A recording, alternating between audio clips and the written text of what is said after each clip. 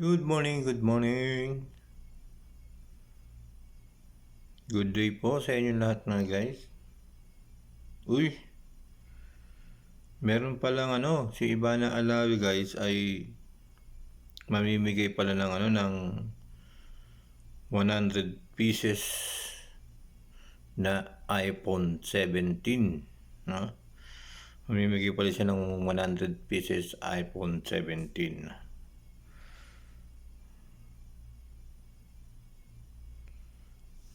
Yung kanyang ginawang video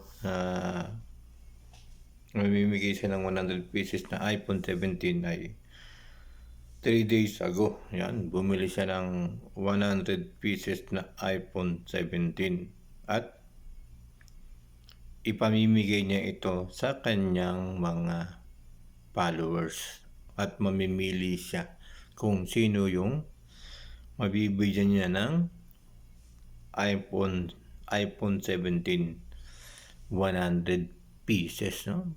Maraming nangarap na mabigyan ng iPhone 17. At kailangan lang daw ay i-share yung video na ito.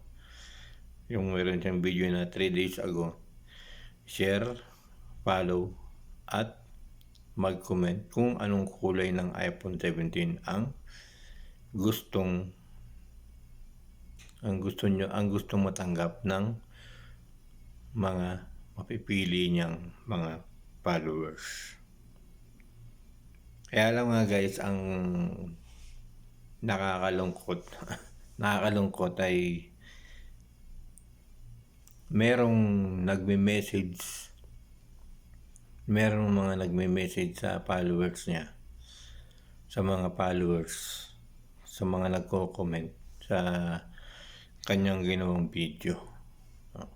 May mga nagme-message gamit yung pangalan ni Ivana Alawi. Pero tama yung kanyang yung kanyang followers. Diba? Kasi ngayon guys ay 50 million followers na ngayon si Ivana Alawi.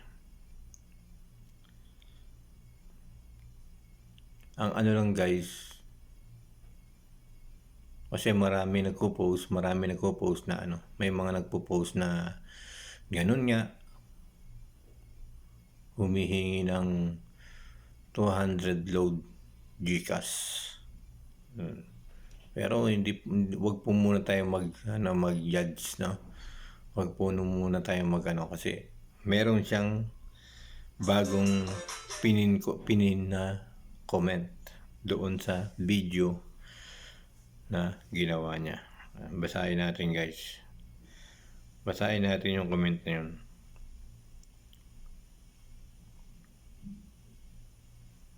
Meron sa ditong guys sa pin comment.